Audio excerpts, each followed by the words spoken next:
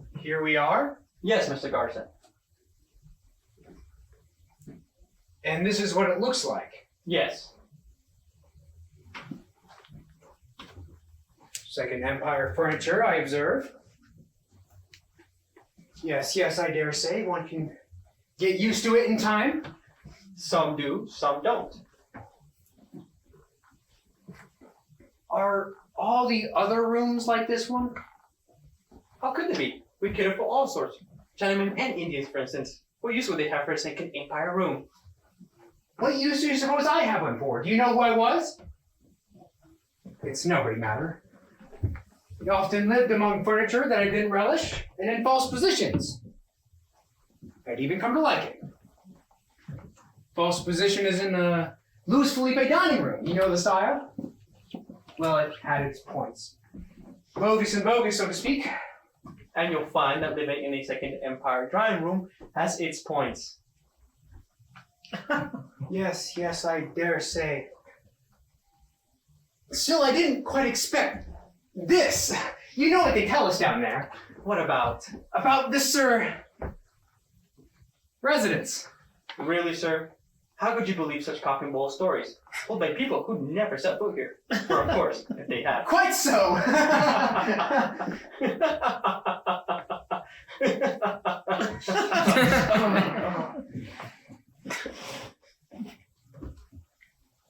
Might I ask, where are the instruments of torture?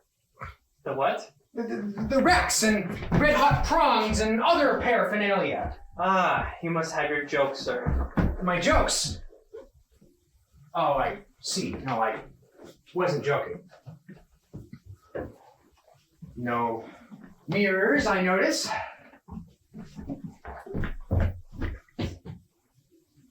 No windows. Only to be expected. Nothing breakable.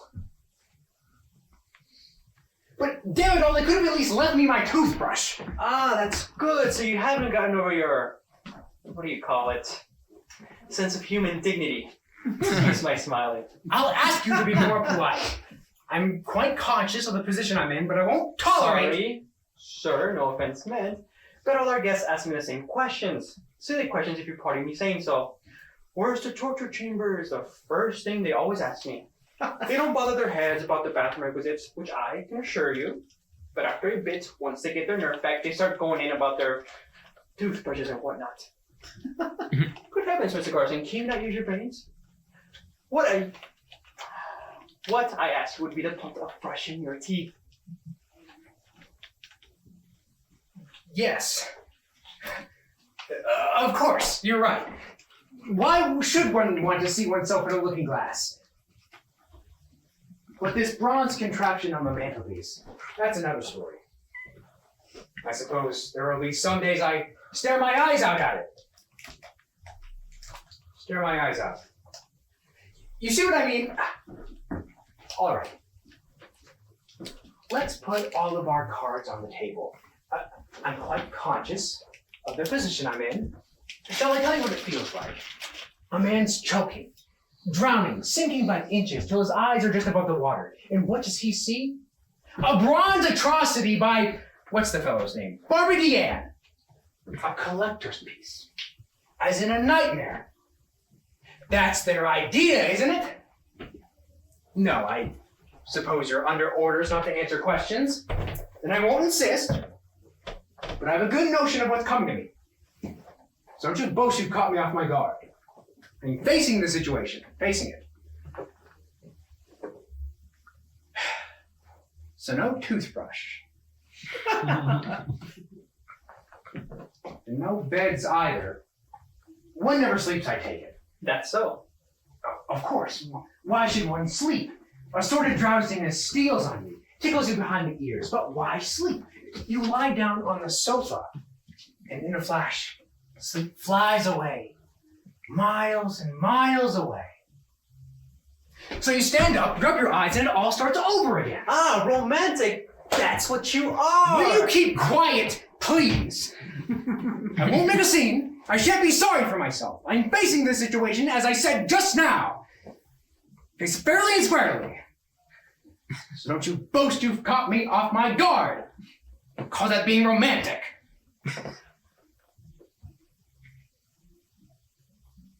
Wait a minute. There's a snack somewhere. Something disagreeable. Why now should there be something disagreeable? Ah! I see! It's life without a break! What do you mean by that? What do I mean? Just to be expected. That's why there's something so beastly, so damn bad-mannered in the way you stare at me. They're paralyzed. What are you talking about? Your eyelids! We move ours up and down. Blinking, we call it. It's a small black shutter that clicks down and makes a break. Everything goes black. One's eyes are moistened. You can't imagine how restful it is, refreshing it is. Just think, 4,000 little rests per hour, 4,000 little respites.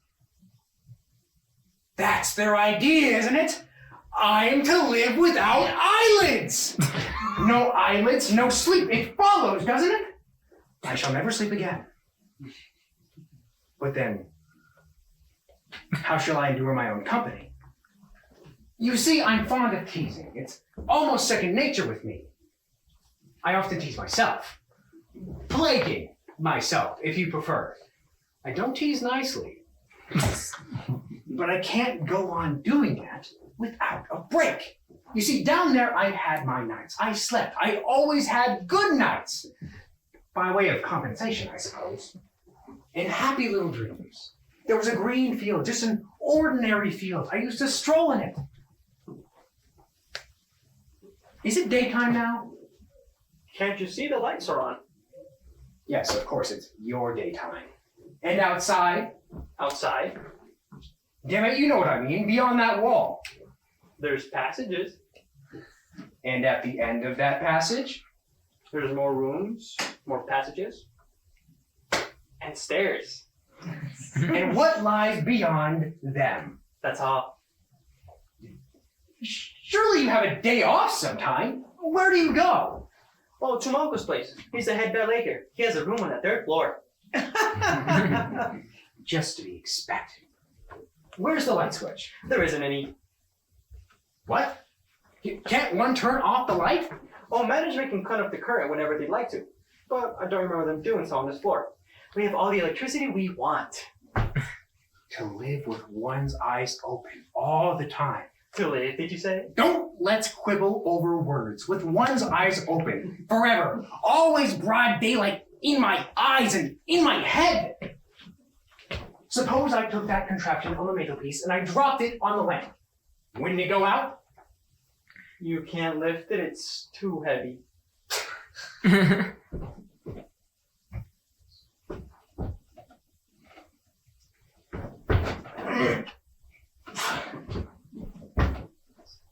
Yeah, you're right. It's too heavy?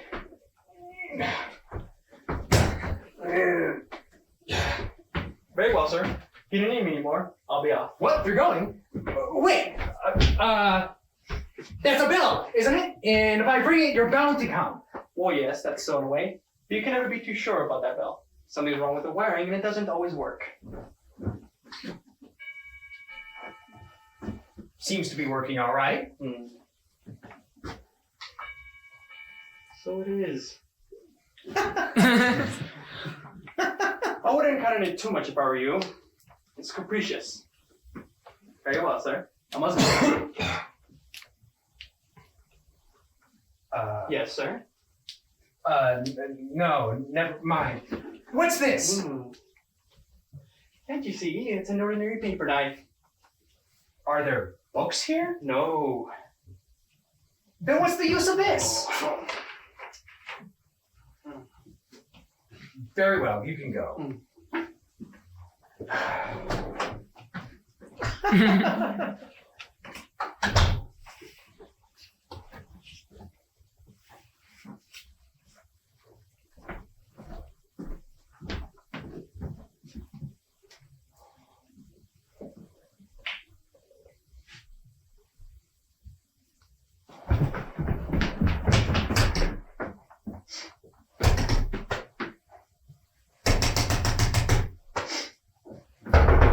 Excuse me!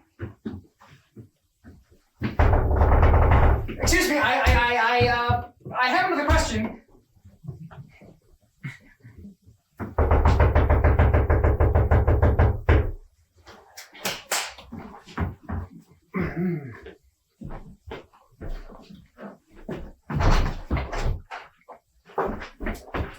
Did you call, sir?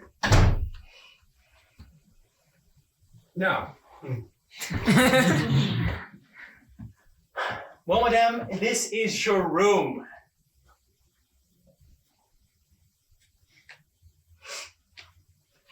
Most of our guests have quite a lot to ask me, but I won't insist. Anyhow, as regards the toothbrush, the electric bell, and that thing on the mantel shelf, this gentleman here could tell you anything as well as I could. We've had a chat. I've been meaning.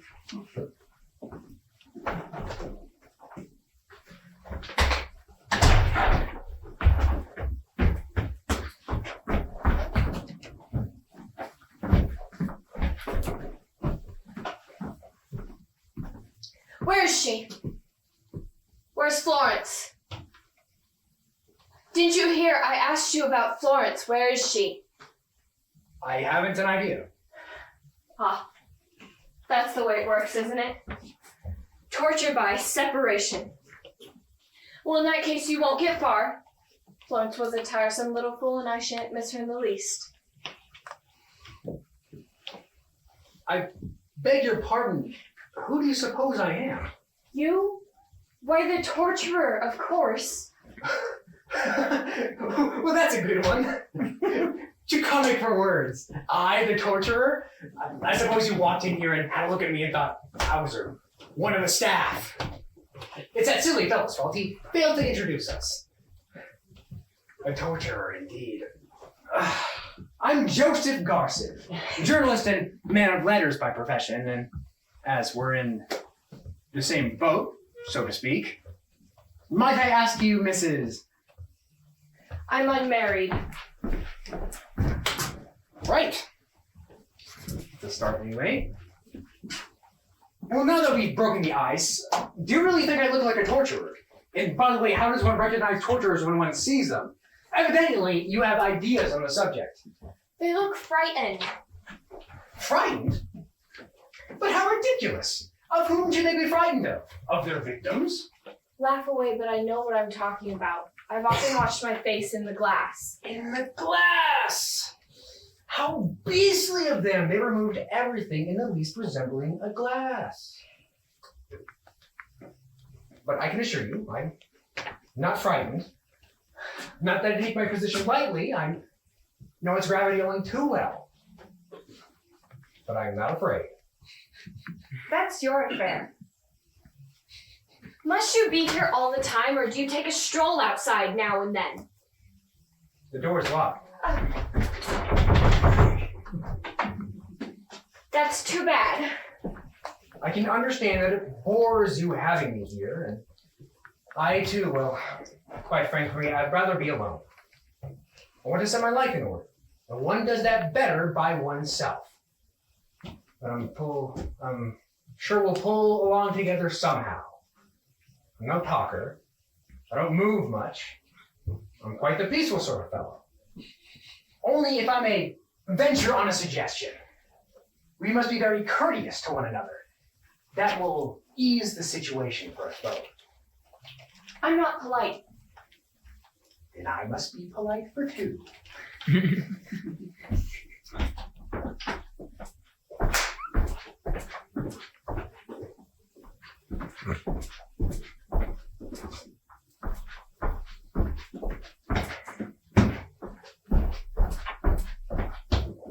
Your mouth! I beg your pardon? Can't you keep your mouth still? You keep twisting it about all the time. It's grotesque. So sorry, I wasn't aware. That's just what I reproach you with.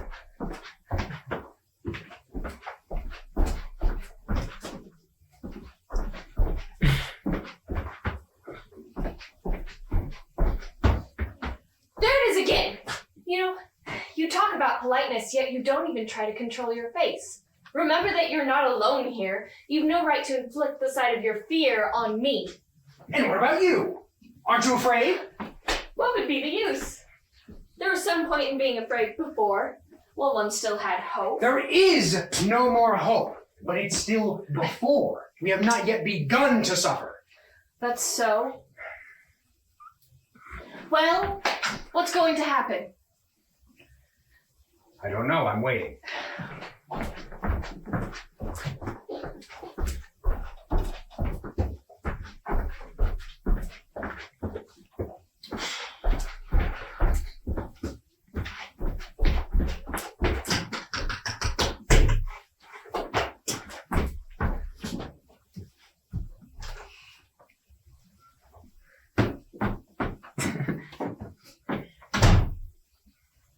No, don't look up! I know what you're hiding with those hands. I know you've no face left.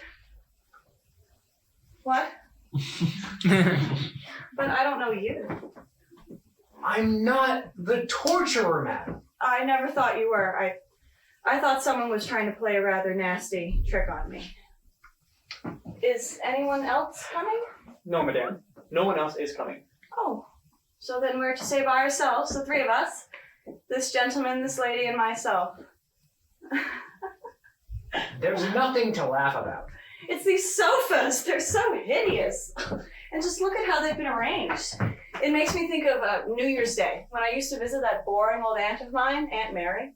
Her house is full of horrors like this. Well, I suppose each of us has a sofa of his own. Is that one mine? You can't expect me to sit on that one. It would be too horrible for words. Would you prefer mine? That claret-colored one, you mean? That's very sweet of you, but no, I don't think it'd be so much better. Well, we've got to take what comes to us, and I'll stick to that one. The only one that might do at a pinch is that gentleman's. Did you hear, Mr. Garcin? Oh, the sofa, you mean? So sorry. Madam, please take it. Thanks.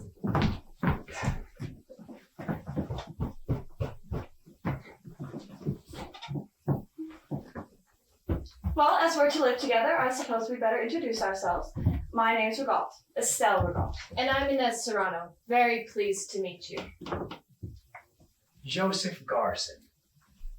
Do you require me any longer? No, you can go. I'll ring when I want you.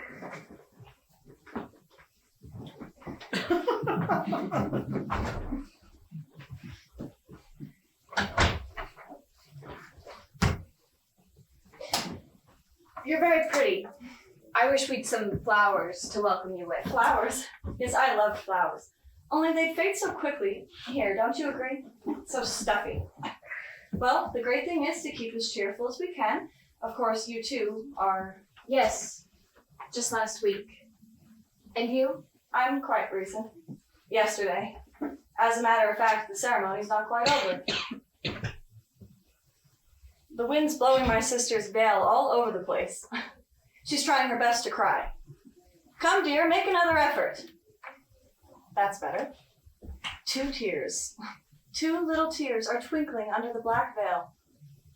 Oh, what a sight Olga looks this morning. She's holding my sister's arm, helping her along.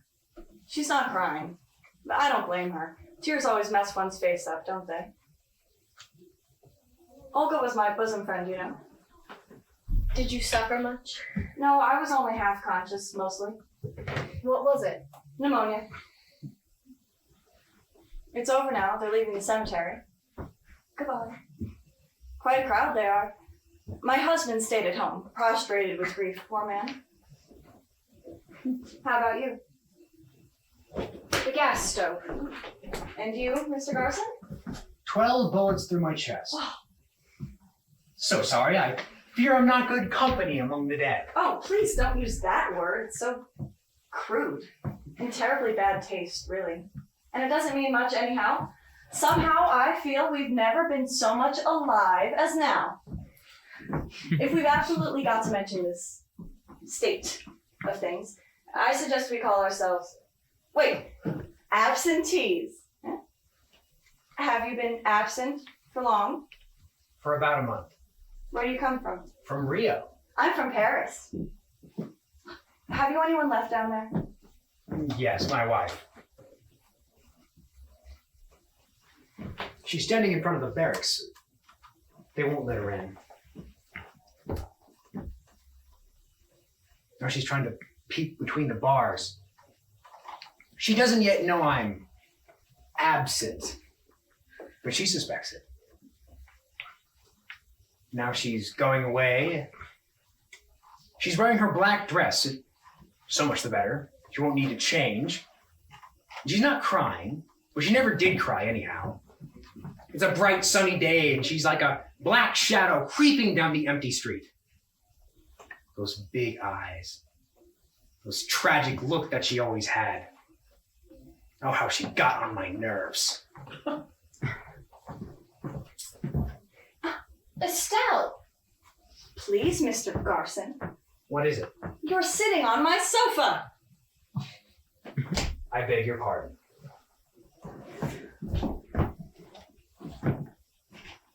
You look so far away. Sorry I disturbed you. I was setting my life in order. You laugh, but you do better to follow my example. There's no need. My life tidied itself up nicely of its own accord, so I needn't worry about it now. Really? You think it's so simple as that? How hot it is. Do you mind if... How dare you? No, please don't. I loathe men in their shirt sleeves. All right. You know, I used to work in a newspaper office, and it was a regular black hole, so we never kept our coats on. Stiflingly hot that it could be. Stifling that it is. It's night now. That's so. Olga's undressing. It must be after midnight. How quickly the time passes on Earth. Yes, after midnight. They've sealed up my room. It's dark, pitch dark, and empty. They've slung their coats on the backs of their chairs. They've rolled up their shirt sleeves above the elbow. The air stinks of men and cigar smoke.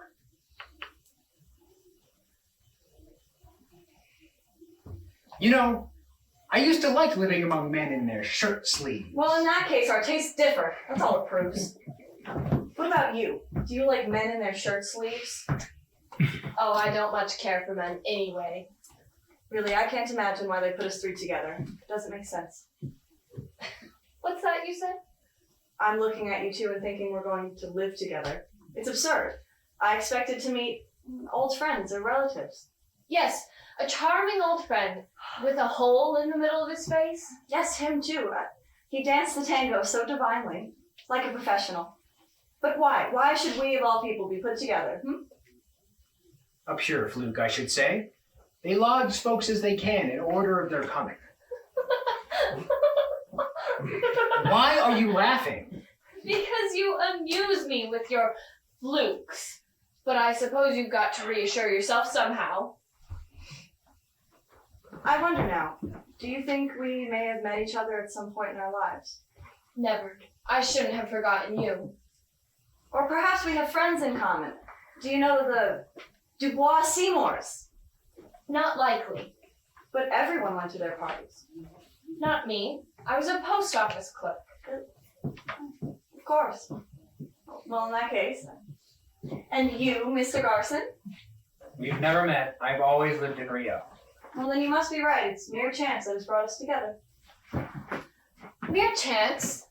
Then it's by chance that this room is furnished as we see it. It's by accident that there's a sofa precisely on the left and precisely on the right. Well, just try to shift the sofas and you'll see the difference quick enough. And what about this bronze on the mantelpiece? Do you think that's there by chance? And what about this heat down here? How about that? Nothing was left to chance. This room was thought out for us, down to the last detail. But everything is so hideous. All in angles, so uncomfortable. I always loathed angles. And do you suppose I lived in a Second Empire drawing room? So it was all set up beforehand? Yes, and they put us together deliberately. So then it's not mere chance that... You precisely are sitting opposite me. But what can be the idea behind it? Ask me another. I only know that they're waiting. I never could bear the idea of anyone's expecting something from me. It always made me want to do just the opposite. Well, do it. Do it if you can. You don't even know what they expect. It's outrageous. So something's coming to me from you two? Something nasty, I suppose. There are some faces that tell me everything at once. Yours don't convey anything. Look here. Why are we together? You've given us quite enough hints. You may as well come out with it. But I know nothing. Absolutely nothing. I'm as much in the dark as you are. We've got to know. If only each of us had the guts to tell. Tell what? Estelle, Yes? what have you done? I mean, why have they sent you here? That's just it. I haven't a notion, not the foggiest. In fact, I'm wondering if there hasn't been some ghastly mistake. Don't smile. Just think of the thousands of people who die, become absent every day. There must be thousands and thousands, and they're probably sorted out by understrappers. You know what I mean. Stupid employees who don't do their job. So they're bound to make mistakes. Sometimes. Do stop smiling. Why don't you speak? If they made a mistake in my case, they could have done the same about you. Or you. Anyhow, isn't it better to think we've got here by mistake? Is that all you have to tell us? What else should I tell? I have nothing to hide. I lost my parents when I was young, and I had my little brother to bring up. We were terribly poor, and so when an old friend of my people asked me to marry him, I said yes. He was very well off and quite nice. My brother was a very delicate child and needed all sorts of attention, so really it was the right thing for me to do. Don't you agree? My husband was old enough to be my father. But for 6 years we had a happy married life. Then 2 years ago I met the man I was fated to love. We knew it the moment we set eyes on each other. He asked me to run away with him and I refused. Then I got pneumonia and it finished me. That's it. That's the whole story.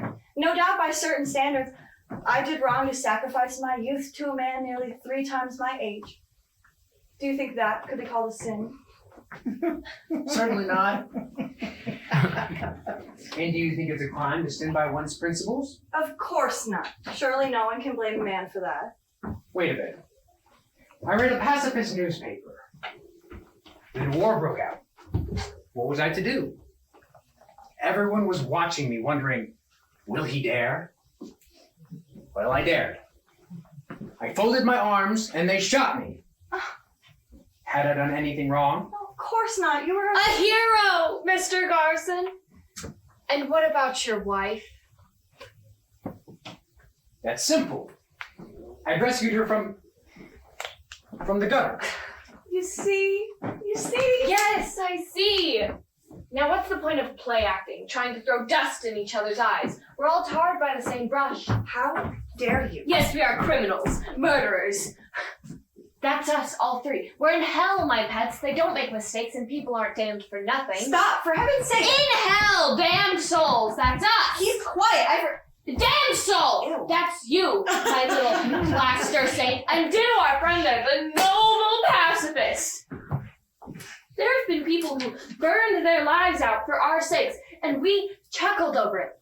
So now we have to pay the reckoning. Will you be quiet? Damn it! Well, I understand why they put us together. I advise you to think twice before you say any more. Wait, you'll see how simple it is. How childishly simple. There are no physical torments, you agree, yes? And yet we're in hell. And it's just the three of us, and no one else will come here. And it'll be just us forever and ever. In short, there's someone absent here. The official torturer. I noticed that. It's obvious what they're after. An economy of manpower, or devil power, if you will. The same idea as in a cafeteria, where customers serve themselves. Whatever do you mean? I mean that each of us will serve as torturer of the other two.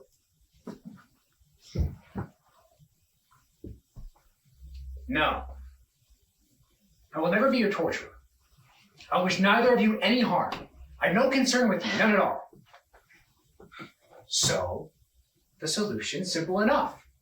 Each of us stays in his or her own corner and takes no notice of the others. You there, and I here, like soldiers at our posts.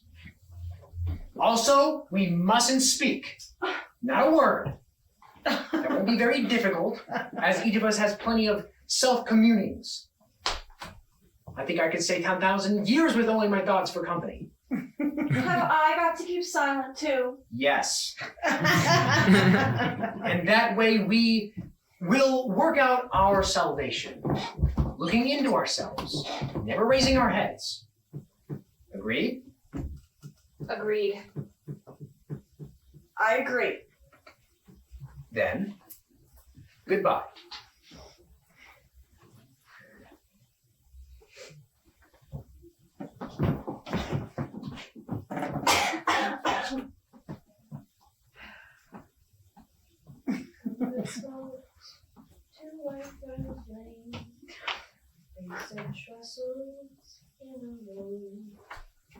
With a scalpel and the knife and the pail of brandolin.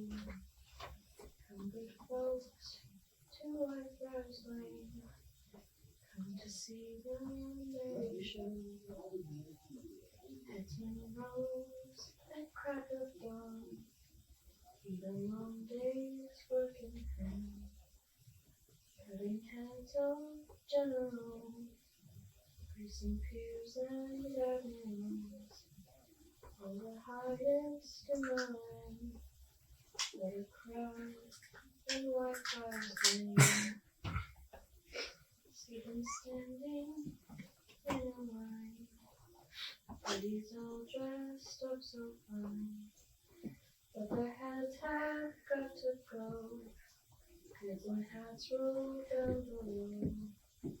Come, good folks, to Whitefriars Lane, come to see the merry show.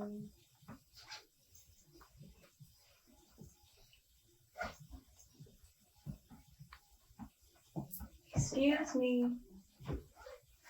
Have you a glass? Any sort of glass, really. A pocket mirror will do. Even if you won't speak to me, you might lend me a glass. Don't worry, I have a glass in my bag.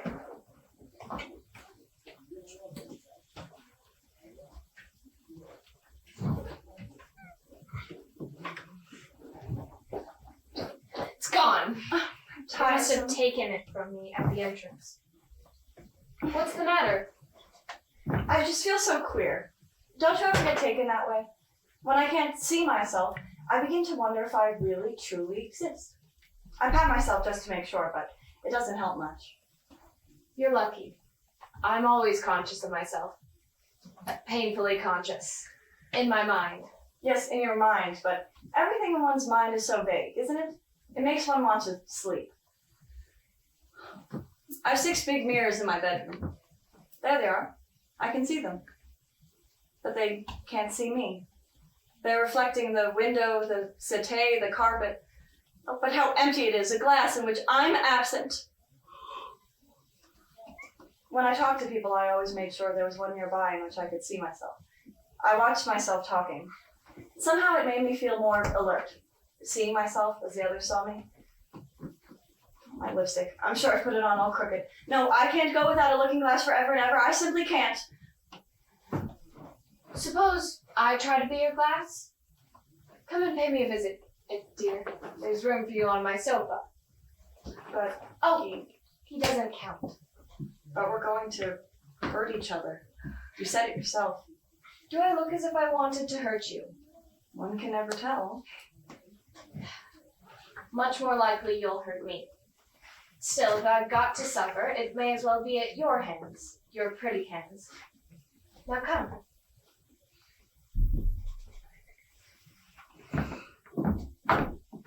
Sit down. Closer. Now look into my eyes. What do you see? Oh, I'm there! It's so tiny I can't see myself properly. But I can. Every inch of you. Now ask me questions. I'll be as candid as any glass. Please, Mr. Garcin, sure our chatter isn't boring you? Don't pay him any mind. As I said, he doesn't count. Now ask away. We're alone here. Are my lips all right? Show? No, they're a bit smudgy. I thought as much. But thankfully, no one's seen me. I'll try again.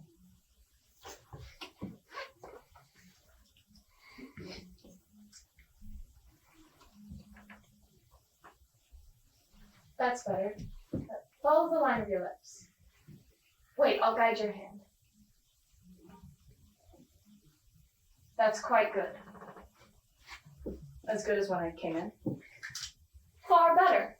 Crueler. Your mouth looks quite diabolical that way. Good gracious. And you say you like it. How maddening not being able to see for myself. You're quite sure, Miss Serrano, that it's all right now? Won't you call me Inez? Are you sure it's all right? You're lovely, Estelle. But how can I rely upon your tastes? Are they the same as my tastes? How sickening it all is, enough to drive one crazy. I have your tastes, my dear, because I like you so much. Now look at me. Straight. Smile. I'm not so ugly either. Am I not rather nicer than your glass? I don't know. You scare me. My reflection in the glass never did that. Of course, I knew it so well. Like something I had tamed. I'm going to smile, and my smile will sink down into your pupils, and heaven knows what it will become. And why shouldn't you tame me? Listen, I want you to call me Inez. We must become great friends. I don't make friends with women very easily. Not with postal clerks, you mean? Hello, what's that? A red spot at the bottom of your cheek, a pimple? Oh, pimple! Oh, how simply foul! Where? There. You know how they catch larks with a mirror? I'm your lark mirror, my dear, and you can't escape me. There isn't any pimple, not a trace of one. So what?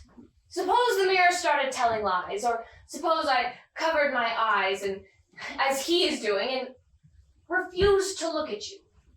All that loveliness of yours would be wasted on the desert air. No, don't be afraid. I can't help looking at you. And I'll be nice to you, ever so nice, only you must be nice to me too. Are you really attracted by me? Very much indeed. But I wish he'd notice me too. Of course, because he's a man. You've won, damn it! At least look at her! Don't pretend you haven't missed a word of what we've said. Quite so. Not a word. I try to plug my ears, but your voice is thudded in my brain. Silly chatter. Now will you leave me in peace, you two? I have no interest in you. Not in me, perhaps. But what about this child? Are you interested in her? Oh, I saw through your game. You got on your high horse just to impress her. I asked you to leave me in peace. They're talking about me in the newspaper office, and I want to listen. And if it'll make you any happier, I have no use for the child, as you call her. Thanks. Oh, I didn't mean it rudely. You cad. So that's that. You know, I begged you not to speak. It's her fault.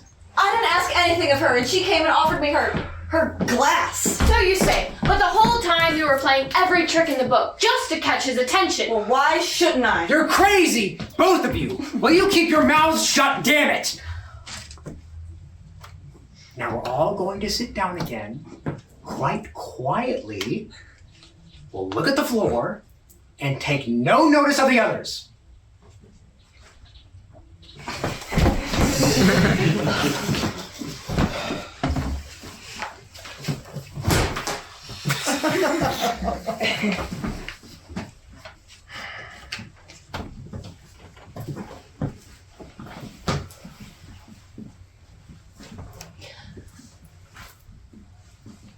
To forget about the others. I feel you there, in every pore. Your silence clamors in my ears. You can nail up your mouth and cut out your tongue, but you can't prevent your being there. Can you stop your thoughts? I can hear them ticking away like a clock. Tick-tock, tick-tock, and I'm certain you can hear mine. It's all very well skulking on your sofa, but you're everywhere, and every sound comes to me soiled because you've intercepted it on its way. Why, you've even stolen my face. You know it, and I don't. And what about her? About Estelle? Do you suppose if we were alone, she'd treat me as she does? No, take your hands from your space. I won't let you go on sitting there. It'd suit your book too well. You'd be in a trance like a sort of yogi, and even if I didn't see it, I feel it in my bones that Estelle would be making every noise, even the rustle of her dress, for your enjoyment, throwing you smiles you didn't see. Well, I won't stand for that. I prefer to choose my hell. I prefer to look you in the eyes and fight it out face to face. We'll have it your way. I suppose we were bound to come to this. They knew what they were about and were easy game. If only they had put me in a room with men. Men can keep their mouths shut. No use for wanting the impossible. Seems you're making eyes at me. Do I attract you, little girl? Don't touch me. Oh, we might anyhow be natural. We're between ourselves. Why bother with politeness and decorum and the rest of it? Together we shall be naked as newborn babes. Oh, let me be. As newborn babes. I ask so little of you. Just a little peace and silence. Gomez was spouting away as usual in the center of the room with other pressmen listening. In their shirt sleeves. It was so hard to hear him. Things on Earth move so quickly, you know. Now what he thinks of me has gone back into his head. We only got to see it through somehow. As naked as we were born. Well, so much the better. I wish to know with whom I have to deal with. You know already. There's nothing more to learn. You're wrong. So long as we haven't made a clean breast of it, why they've damned him or her, we know nothing. Nothing that matters. You go first. Why? Tell us why. If we bring our specters into the open, it may save us from disaster. So out with it. Why? As I told you, I haven't a notion. They wouldn't tell me why. That's so. They wouldn't tell me either. But I have a pretty good idea. Perhaps you're shy of going first. Right. I'll lead off. I wasn't a very estimable person. No need to tell us that. We know you were a deserter. Let that be. It's only a side issue.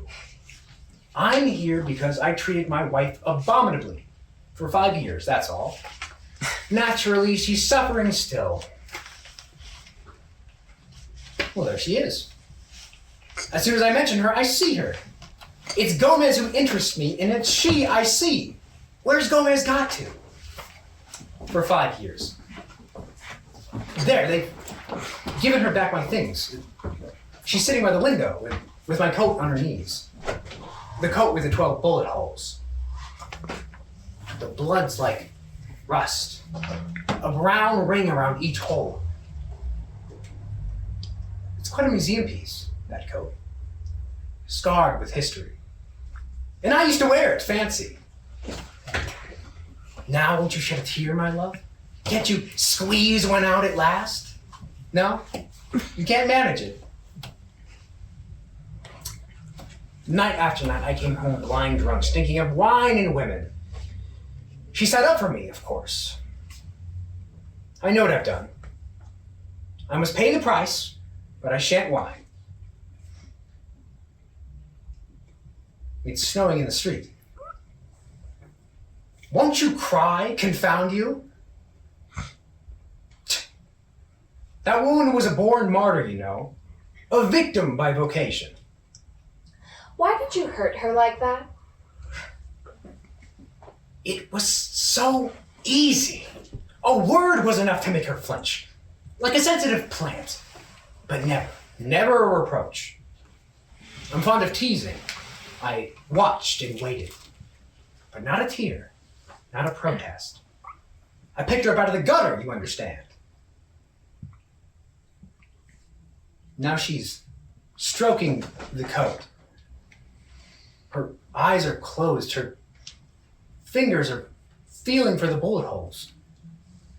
What are you after? What do you expect? I tell you, I regret nothing. The truth is, she admired me too much. Does that mean anything to you?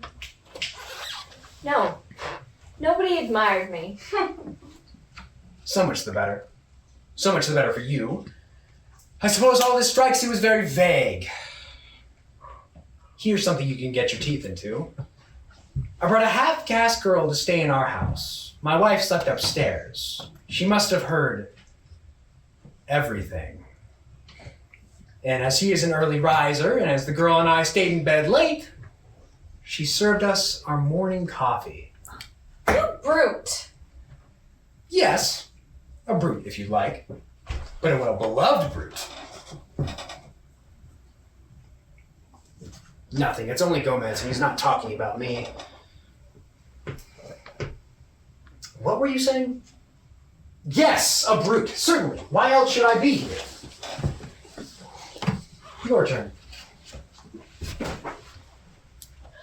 I was what some people down there called a damned bitch. Damned already, so it's no surprise being here. Is that all you have to say? No. There was that affair with Florence. A dead man's tale with 3 corpses to it. So it was a clean sweep. And now I've nothing left, no one to think of. Only that room.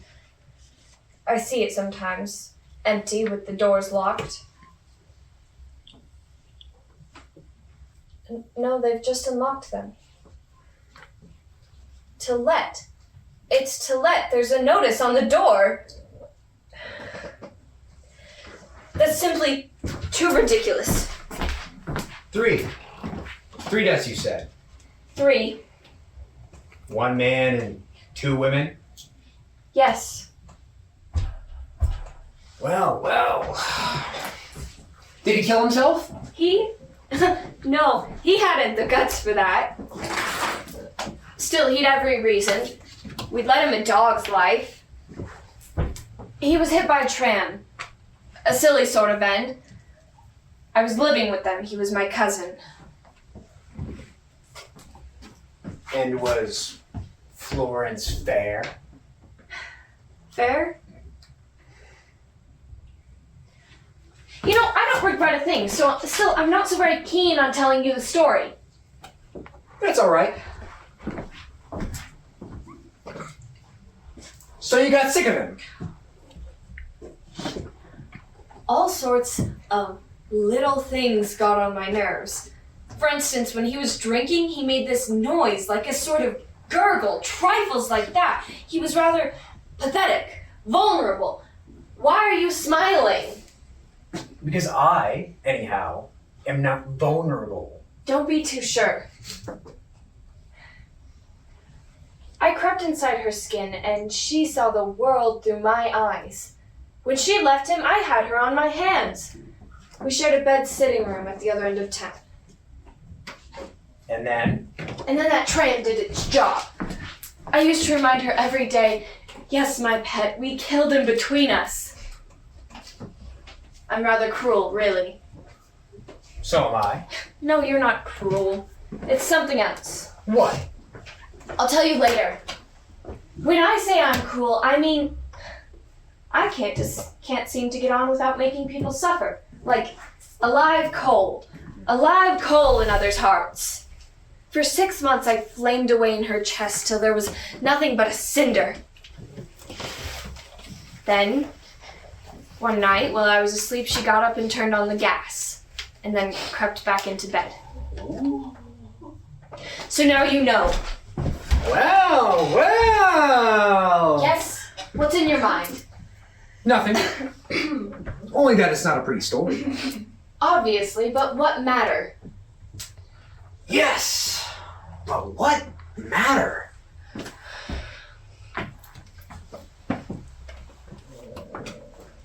Your turn. What have you done? As I told you, I haven't a notion. I rack my brain, but it's no use. Right. Then perhaps we'll give you a hand. The fellow with the smashed face, who was he? Who do you mean? Oh, you know quite well. The man you were so afraid of seeing when you came in. Oh, him! A friend of mine. Then why should you have been so scared? That's my business, Mr. Garcin. Did he kill himself on your account? Of course not. How absurd you are. Then why were you so afraid? He blew his brains out, didn't he? That's how he got his face smashed. Don't. Please, don't go on. Because of you. Because of you. He shot himself because of you. Leave me alone. It's not fair. Bullying me like this. I want to go. I want to go. Go if you can. Personally, I ask for nothing better. Unfortunately, the door's locked. You're hateful, both of you. Oh, yes. Hateful's the word for it. Now do go on. This fellow who killed himself, you were his mistress, eh? Of course. And he wanted her all to himself. Isn't that so? Oh, he danced the tango like a professional, but he was poor as a church mouse. Was he poor or not? Give us an answer. Yes, he was poor. Oh, And you had your reputation to keep up. He came and implored you to run away with him. And you laughed in his face. that's it. You laughed at him, and so he killed himself. Did you used to look at Florence in that way? Yes. You've got it all wrong, you two. He wanted me to have a baby. So there. And you didn't want one. I certainly didn't. But the baby came. Worse luck. I went to Switzerland for 5 months. No one knew anything. Roger was with me when she was born. It was a girl. It pleased him no end having a daughter. It did not please me. And then? There was this balcony overlooking the lake. I brought a big stone.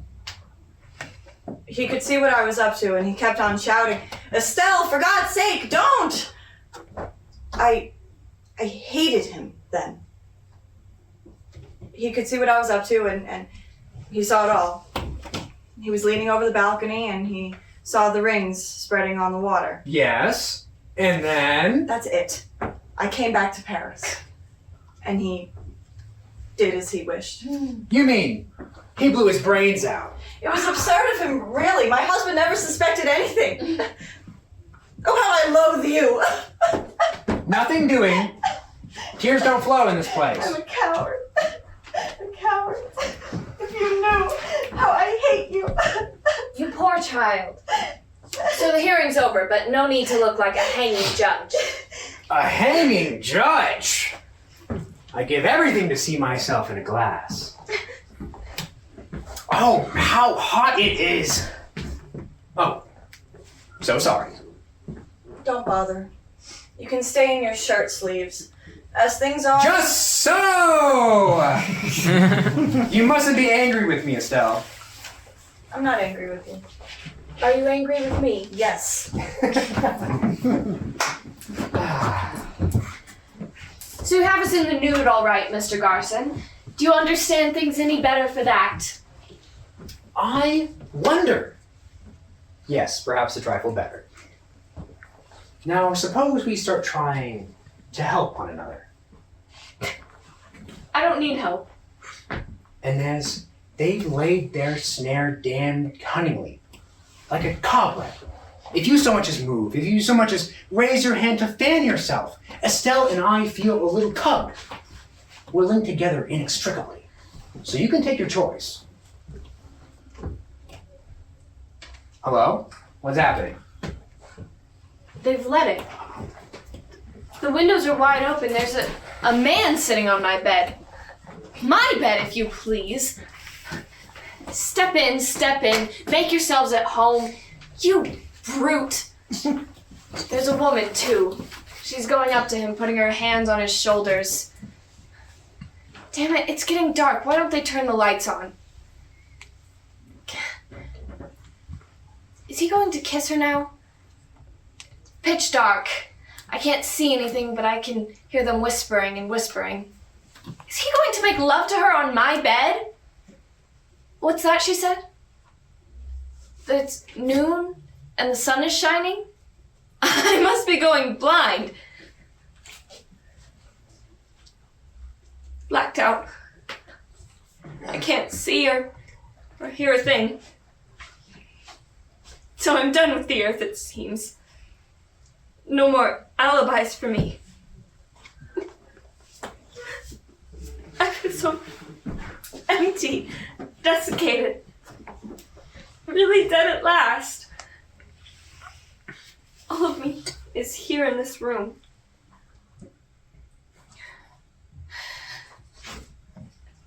What's that you were saying? Something about helping me? Yes. Helping me to do what? To defeat their devilish tricks. And what do you expect from me in return? To help me. It only takes a little effort, Inez. Just a spark of human feeling. Human feeling? That's beyond my range. I'm rotten to the core. And how about me? All the same. Suppose we try. It's no use. I'm all dried up. I can't give and I can't receive. How could I help you? A dead twig ready for the burning.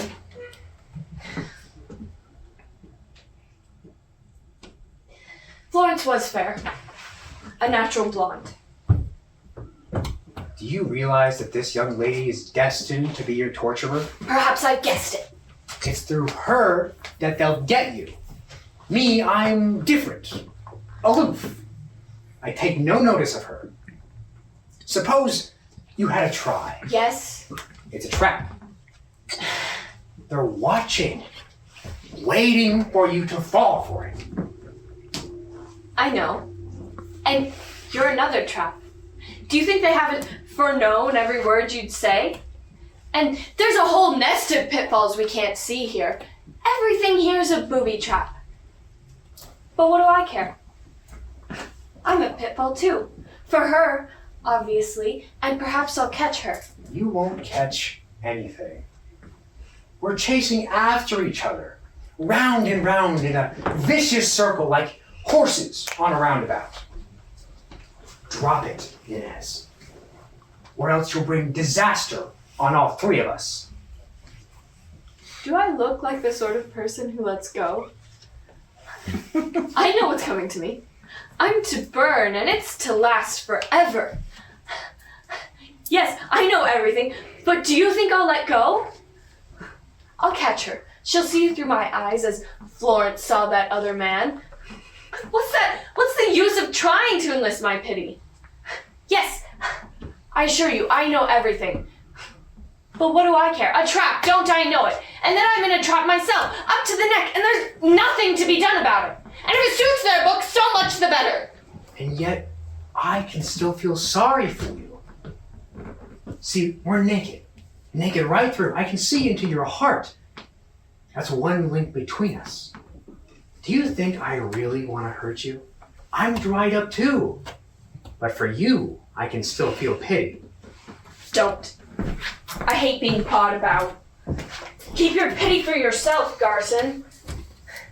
And don't forget that there are traps for you too here, all nicely set. You'd do better to watch your own interests. Still, if you leave us in peace, this child and me, I'll see we don't do you any harm. Very well. Please, Garcin. What do you want? You can help me anyhow. If you want help, apply to her. You made me your promise, didn't you? I implore you, help me quick. I don't want to be left alone. Olga's taken him to a cabaret. Taken whom? Peter. Oh, now they're dancing. Who's Peter? Such a silly boy. He called me his glancing stream. Just fancy. He was terribly in love with me. She's persuaded him to come out with her tonight. Do you love him? They're sitting down now. She's puffing in his face. What a fool the girl is to insist on dancing. But I dare say she does it to reduce. No, I don't love him. He's only 18 and I'm not a baby snatcher. Then why bother about them now? What difference can it make? He belonged to me. Nothing belongs to you anymore. I tell you, he was mine. All mine. Yes, he was yours. Once. But now, try to touch him. Try to make him hear. Olga can touch him. Talk to him as much as she likes. She can hold his hands, press herself against him. Yes, look, she's pressing her great fat chest against him, huffing and blowing in his face. Oh, but my poor little lamb, can't you see how ridiculous she is? Why don't you laugh at her? Oh, once I'd only have had to glance at them and she'd have slunk away. Is there really nothing left of me? Nothing. Nothing whatsoever. Not even a shadow. All you own is here. Would you like that bronze on the mantelpiece? Or that paper knife? That sofa is yours. And I, my dear, am yours forever. You mine? Oh, that's good. Well, which of you two would dare call me his glancing stream, his crystal girl? You know too much about me. You know I'm rotten, through and through. Peter, dear, think of me, fix your thoughts on me, save me. All the time you're thinking, my glancing stream, my crystal girl. I'm only half here. I'm only half wicked, and half of me is down there with you, clear and bright and crystal clear as running water. Oh, just look at her face, all scarlet like a tomato. No, it's absurd. We've laughed at her together, you and I, often and often. What's that tune? I always loved it. Yes, the St. Louis Blues. All right, dance away, dance away. I wish you could see her, Garcin. You'd die of laughing. Only she'll never know I see her. Yes, I see you, Olga, with your hair all anyhow. And you do look a dope, my dear. Oh, now you're treading on his toes. It's a scream. He always said I was so light. He loved to dance with me. He's dragging her along, bundling her round and round. It's too ghastly. Oh, what's that you said? Our poor dear friend Estelle. Oh, don't be such a humbug. You didn't even shed a tear at my funeral. She has the nerve to talk to him about her poor dear friend Estelle. How dare she discuss me with Peter? Now then, keep time. She never could talk and dance at once. Oh, what's that? No. You can have him, do what you like with him, but please don't tell him about that. All right. You can have him now. Isn't it foul, Garcin? She's told him everything. About Roger, my trip to Switzerland, that baby. Poor Estelle wasn't exactly... No, I wasn't exactly... True enough. He's looking grave, shaking his head. But he doesn't seem so very much surprised. Not what one would expect. Keep him then. I won't haggle with you over his long eyelashes and pretty girlish face. They're yours for the asking. Poor Estelle. Dance, dance, dance, but do keep time. 1, 2, 1, 2. Oh, I'd love to go down to earth for just a minute and dance with him again. The music's growing fainter. They've dimmed the lights as they do for a tango. Why are they playing so softly? I can't hear. It's so far away. I can't hear a sound. All over. It's the end. The earth has left me.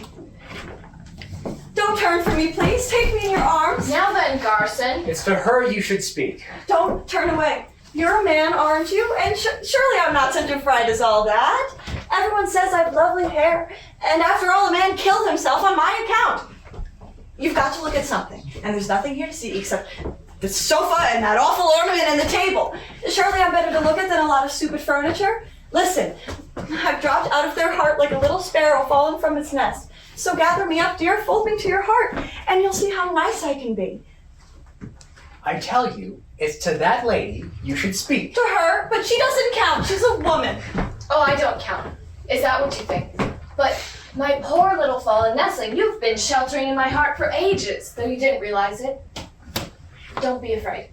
I'll keep looking at you forever and ever without a flutter of my eyelids, and you'll live in my gaze like a mote in a sunbeam. A sunbeam, indeed. Don't talk such rubbish. You've tried that trick already, and you should know it doesn't work.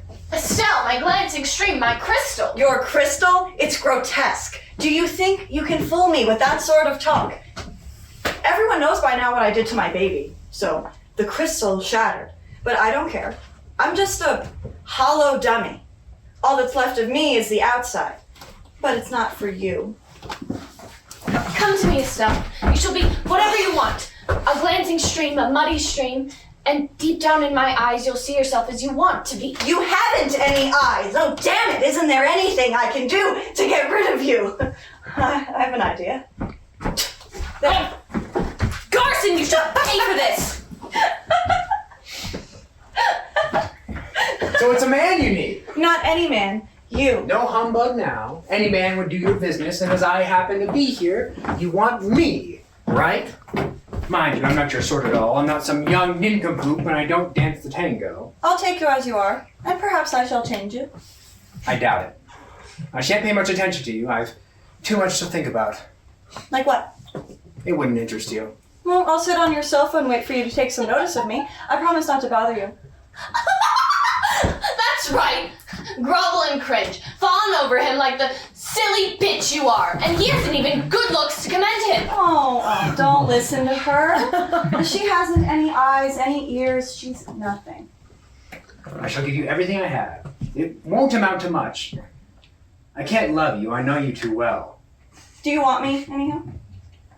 Yes, I ask no more. in that case. Estelle, Garcin, you must be going mad. You're not alone here. Of course, but what does it matter? Under my eyes, you couldn't do it. Why? I often undress with my maid looking on, so. Garcin, let go of her. Don't paw her with your dirty man's hands. Take care, I am no gentleman, and I have no compunction about striking a woman.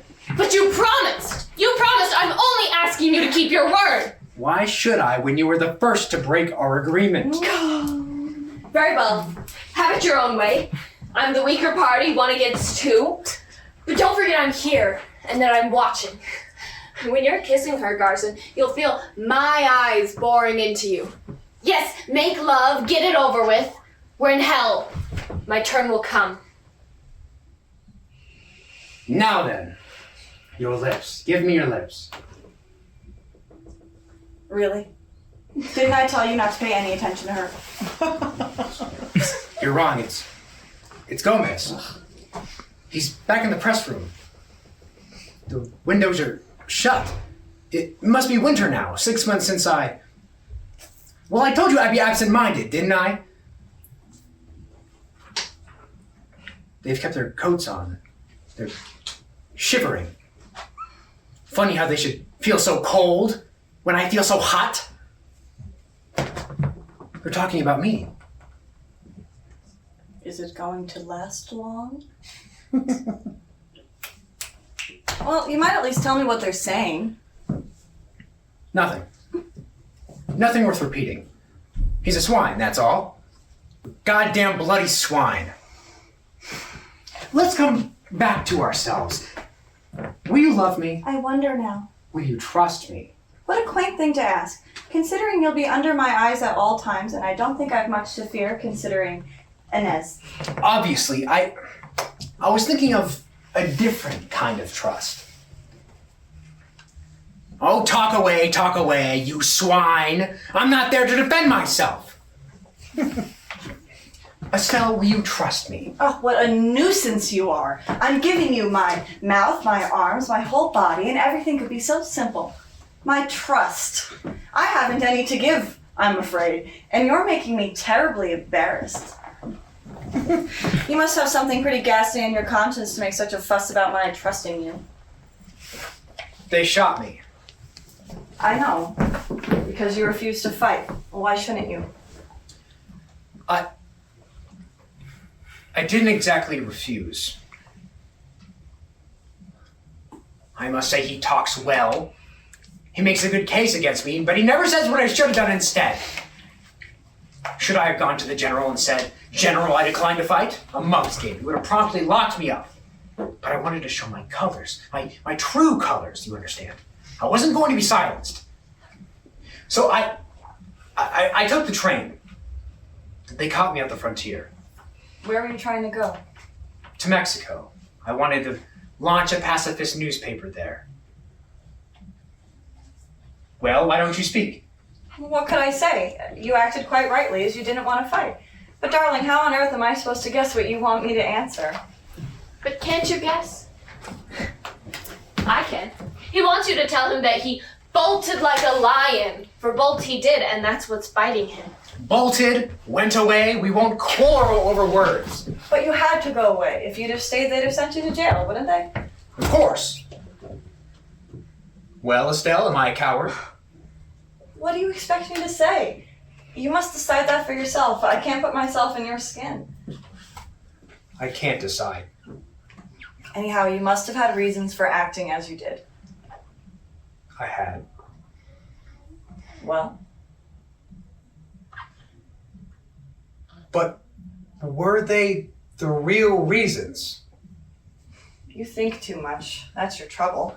Plaguing yourself over such trifles. I had thought everything out. I wanted to make a stand. But was that my real motive? Exactly. Was that your real motive? No doubt you argued it out with yourself. You weighed the pros and cons. You found good reasons for what you did. But fear and hatred and all those dirty little instincts one keeps dark, those are motives too. So do go on, Garcin, and be honest with yourself for once. Do I need you to tell me that? Day and night I used to pace myself, from the door to the window to the window to the door. I pried into my heart. I sleuthed myself like a detective. By the end of it, I felt I'd given my whole life to introspection. But I always harked back to the one thing certain, that I had acted as I did. I had taken the train to the frontier. But why? Why? Finally, I thought, if I face death courageously, I'll prove I am no coward. And how did you face death? Miserably. Rottenly. Oh, it was only a physical lapse! One that might happen to anyone! I'm not ashamed of it. Only now everything's been left in suspense forever. Estelle, look at me. I want someone to look at me while they're talking about me on Earth. I like blue eyes. Blue eyes! Just hark to him. And do you, Estelle, like cowards? If you knew how little I care. Coward or hero, it's all one, provided he kisses well.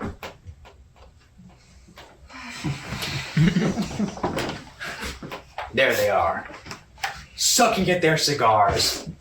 Bored they look, half asleep. They're thinking, that Garcin's a coward. That they've decided, those dear friends of mine. That chap Garcin's a coward. That's what they're thinking. In 6 months' time, they'll be saying, cowardly as that skunk Garcin. You're lucky, you two. You're done with the Earth. But me, I'm long in dying. What about your wife, Garcin? Oh, I didn't tell you? She's dead. Dead? Yes, she died just now, about 2 months ago. Of grief. What else should she die of? So you see, all's for the best. The war's over. My wife's dead. I've carved out my place in history. Look at me. Please look. Touch me. Touch me. There. Keep your hand there. No, don't move. Why trouble what those men are thinking? They'll die off one by one. Forget them. There's only me now. But they won't forget, not they! They'll die, but others will come after them to carry on the legend. I've left my fate in their hands! You think too much. What else is there to do now? I was a man of action once! Oh, if only I could go back up there just for a loop, just for one more day, then I'd fling the line to their teeth. And now, they're passing judgment on me, without troubling about me. And I'm locked out. And they're right, because I'm dead! Dead and done with! A back number.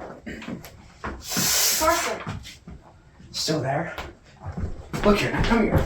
Do me a service. No, don't shrink away. I see that you're not very used to this. Someone asking you for help. But I dare say that we can really love each other. See, thousands of them are passing judgment on me, saying that I am a coward. But if there's just one person that quite positively believes that I did not run away, that I'm not the sort who runs away, that I'm brave and decent and the rest of it, well, that one person's faith in me would save me. Will you have that faith? Then I shall love and cherish you forever. Estelle, will you? Oh, you poor silly man. Do you think I could love a coward? But just now you said... I was only teasing. I like men, my dear, who are real men. With a tough skin and strong hands.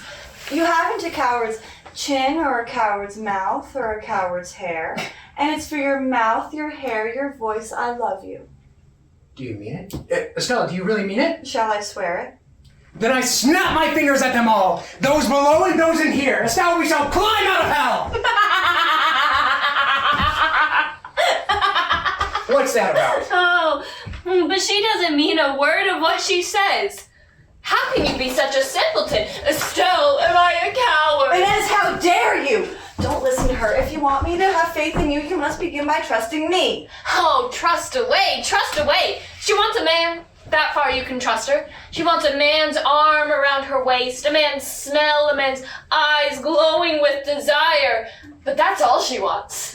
She'd tell you you were God Almighty if she thought it would give you pleasure. Estelle, is it true? Answer me! Is it true? Well, what do you expect me to say? Can't you see how maddening it is being asked questions one can't make head or tail of? You do make things difficult, but I'd love you just the same, even if you were a coward. Isn't that enough? You disgust me. Both of you. What are you up to? I'm going. You won't get far. The door's locked. I'll make them open it. Please, please. Don't worry, my pet. The bell doesn't work. Open the door. Open. I will endure anything you impose. Go away. You're even fouler than she. I won't let myself get bogged in your eyes. You're soft and slimy. What? Ugh. Like an octopus. Like a quagmire. I beg you not to leave me. I promise not to bother you at all. Just don't go. I dare be left alone with Inez. Now she's shown her claws. Leave me be. I never asked for you to be here. How mean you are. It's quite true. You're a coward. Well, my poor little fallen nestling, you spat in my face, playing up to him, and I hope you're satisfied because we had a tip on his account. But now he's going, and a good riddance it shall be. We two women will have the place to ourselves. You won't gain anything. If that door opens, I'm going to. Where? I don't care where, as far from you as I can. Open the door! Open, blast you! I'll endure anything you impose. Your red-hot prongs, your molten lead, your racks and prongs and garrets, all your fiendish gadgets, anything that burns and flays and tears. Anything you impose! Anything would be better than this agony of mind that gnaws and fumbles and caresses one and never hurts quite enough. I say now will you open?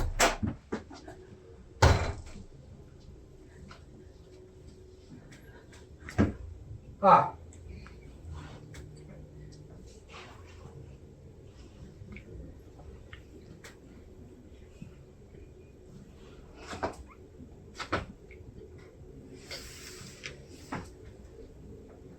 Well, Garcin, you're free to go. Now I wonder why that door opened. Well, what are you waiting for? Hurry up and go. I shall not go. And you, Estelle?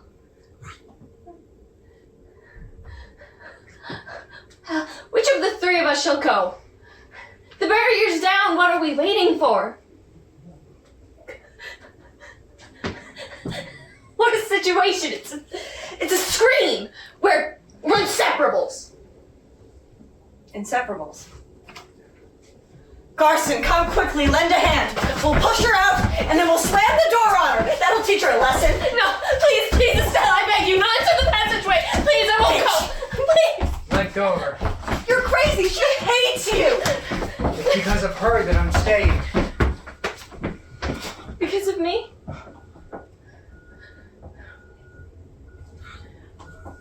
All right.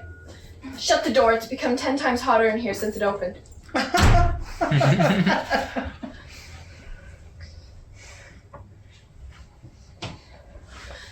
Because of me, you said? Yes. Because you know what it means to be a coward. Is that so? Yes, that's so. And you know what wickedness is, and shame and fear. There were days where you peered into your heart, the secret places of your soul. And what you saw there made you faint with horror. And then the next day, you can interpret the horror you had glimpsed the day before. Yes, you know what wickedness costs. When you call me a coward, you know from experience what that means. Is that so? That's so. Then it's you whom I have to convince. You are of my kind. Did you really think that I was going to go? And you leave you here, gloating over my defeat, with all those thoughts of me running through your head? Do you really wish to convince me? That's the one and only thing that I wish for now. I can't hear them anymore, you know. That probably means that they're through with me. The curtain's down. Nothing is left of me on earth. Not even the name of coward. So, Inez, we're alone. Only the two of you remain to give me another thought. She doesn't count. It's you who matter. You who hate me. If you'll have faith in me, I'm safe. It won't be easy. Have a look at me. I'm a hard-headed woman. I'll give you all the time that's necessary. Yes, we've lots of time in hand. All time. Listen, every man has an aim in life, a leading motive, yes? Isn't that so? Well, I didn't give a damn about wealth or for love or for anything else. I aimed at being a real man, a tough, as they say. I staked everything on the same horse. Can one really be called a coward when one deliberately courted danger at every turn? Can one judge a life by a single action? Why not? For 30 years, you dreamt you were a hero and condoned 1,000 petty actions because a hero, of course, can do no wrong. Then the day came when you were up against it, the red light of real danger. And you took the train to Mexico. I dreamt, you say. No, it was no dream. When I made the hardest choice, I made it deliberately. A man is what he wills himself to be. Prove it. Prove it was no dream. It's what one does and nothing else that proves what one is made of. I died too soon. I wasn't allowed time to do my deeds. One always dies too soon or too late. And yet one's life is complete at that moment, with a line drawn neatly under it, ready for the summing up. You are your life and nothing else. What a poisonous woman you are!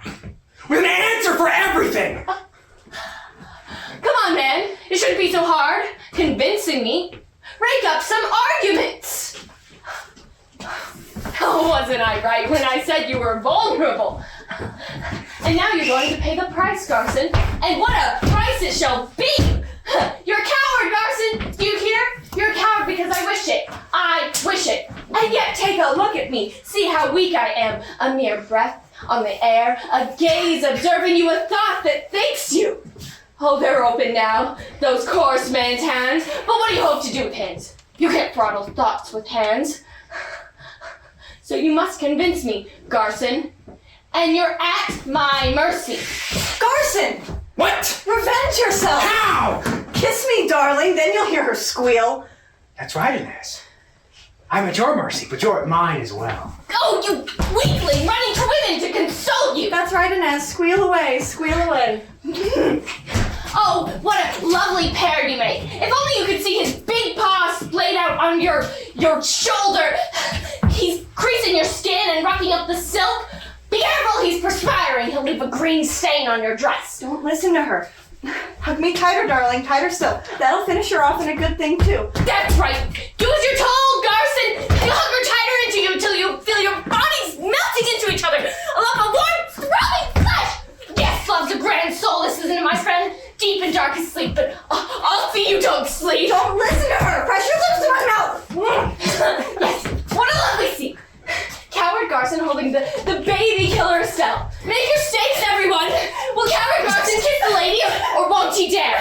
What's the betting? I'm watching you. Everybody's watching you. I'm a crowd all by myself, Garcin. Do you hear the crowd? Do you hear them muttering and mumbling and mumbling? Coward, coward, coward! You can't escape me. What do you hope to get from her, silly lips? Forgetfulness?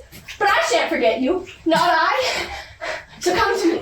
I'm waiting. It's I you must convince. Come along now. Oh, look how obedient he is. Like a well-trained dog who comes when his mistress calls. You can't hold him, and you never will. Will night never come? Never. You'll always see me. Always. This bronze. Yes. Now's the moment. I'm looking at this thing on the mantelpiece and I understand that I'm in hell. Yes. They thought everything out. They knew I'd stand at the fireplace, stroking this thing of bronze with all of its eyes intent on me, devouring me. What? So there's only two of you? I thought there would be more! Many more! So this is hell. I never would have believed it. You remember all they told us about the torture chambers and the fire and the brimstone and the burning marl? Old wives' tales!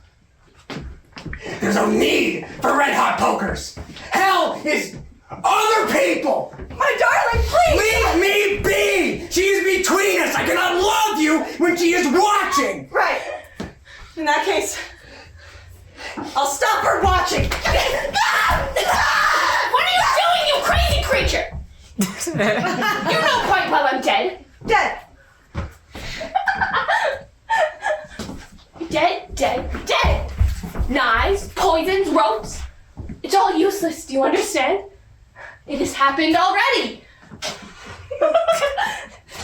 So here we are. Forever. My God. How funny. Forever. Forever. Never.